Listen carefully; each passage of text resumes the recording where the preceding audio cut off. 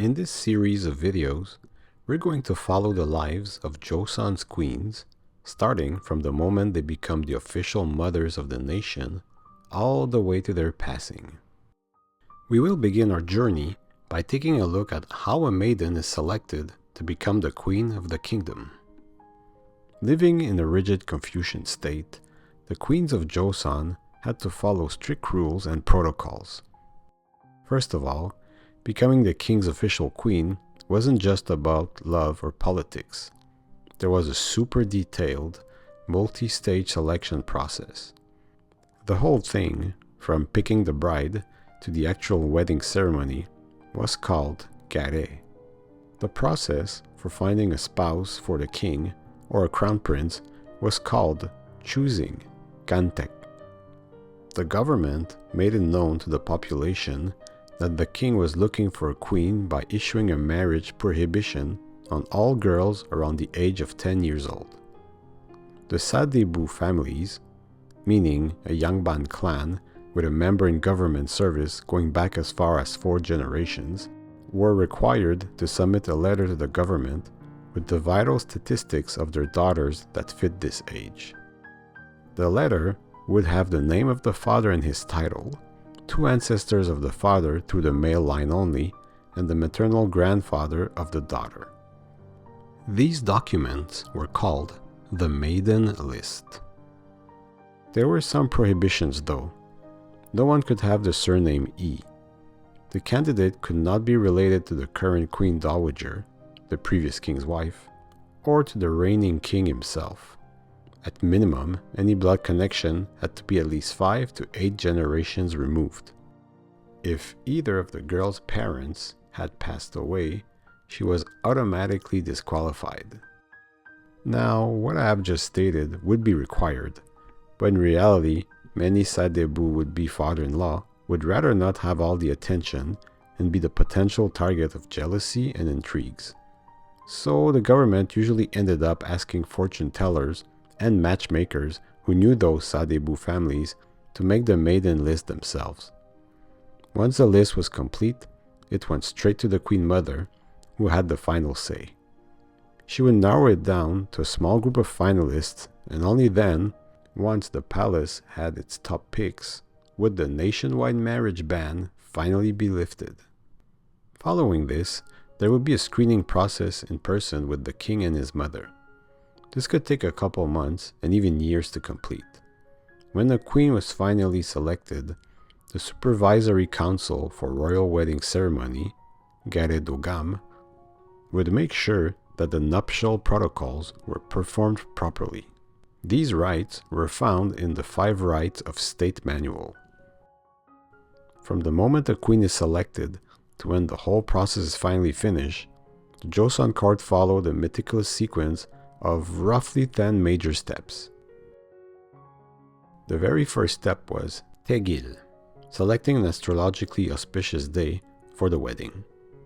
Once the date was set, the king would perform solemn rites at the royal ancestral shrine, formally informing his ancestors that he was about to take a queen. He would also hold rites at the state altar to the gods of earth and grain to inform them about his future queen and seek their blessings. The second step is the Napche, informing the future queen's family that they would be becoming royal in-laws. A royal delegate would hand over formal written documents to the family and hand over a goose. In Korean tradition, the goose symbolized an unbreakable lifelong union. The future in-laws would entertain the royal delegate and his escort and formally accept the union. They would then pay their homage at their ancestral shrine. The third step is the napjing, where rolls of silk are gifted to the future queen's family.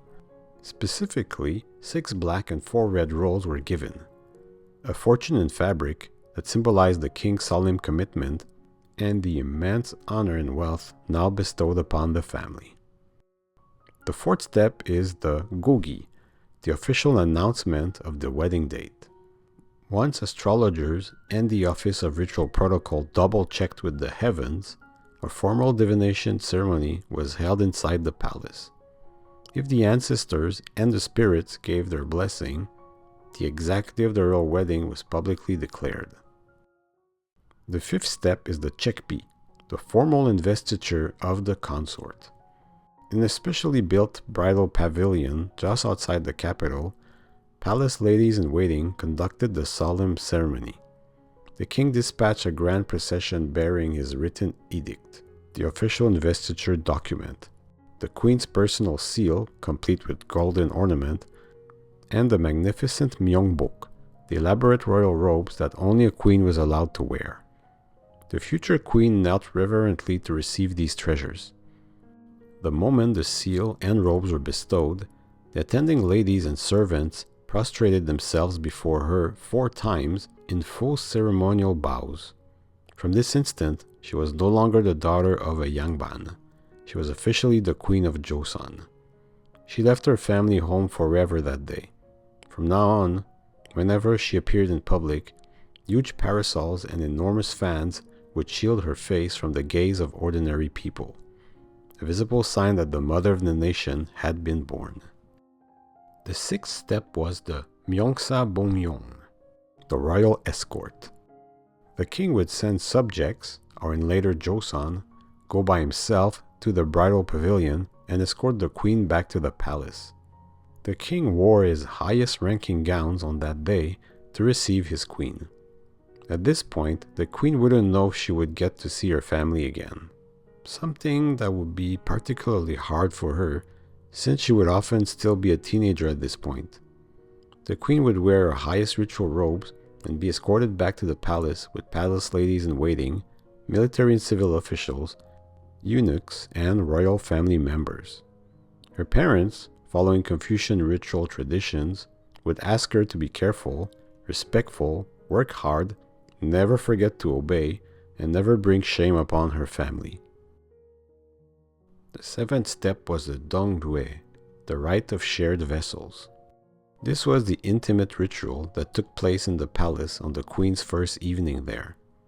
It only took place if the couple was of an appropriate age, which was 14 years old for a girl and 15 for a boy. The couple would meet outside of the royal sleeping hall and climb the stairs to the bedroom together. Food and drink were prepared for them. They would drink 3 glasses of nuptial wine, share small bites of food, and then spend the night together. A folding screen with an axe motif was placed at the head of the royal bedroom. The axe represented their power to determine the life and death of their subjects. The eighth step was the Joseon, the presentation of the queen to royal family elders, court officials, ladies-in-waiting, royal harem, and the wives of the most powerful yangban clans. Everyone lined up in strict hierarchical order to bow and pay their respects to the new mother of the nation. The ninth step was the Myohyun, where the royal couple would go to the royal shrine of Jongmyo to pay respects to the royal ancestors. In Jongmyo were housed, and still are, the spirit tablets of every Joseon monarch and queen since the dynasty's founding. Here, side by side, they performed deep bows and offered ritual wine and food, formally introducing the new queen to generations of royal ancestors and receiving their spiritual blessing for the marriage. In the final and 10th step, the king would ask the Chinese emperor for his formal endorsement. From the Chinese Sinocentric view, the emperor was the son of heaven, and tributary states like Joseon, Korea, were expected to acknowledge his superiority through regular missions and tribute. However, China exercised no direct control over Joseon's internal affairs, preserving its full domestic sovereignty in a largely symbolic relationship with China. Following this, the queen would be internationally recognized, at least in East Asia, and thus legitimate. 10 grueling steps, months of rituals, and the Chinese emperor's approval. That's what it took in Joseon to turn a girl into a queen. In the next part, I will discuss the queen's most important role so far in her life, delivering a male heir to the king. Drop a comment below like if you learn a thing or two, and subscribe for more deep dives into Korean history and culture. Thank you so much for watching.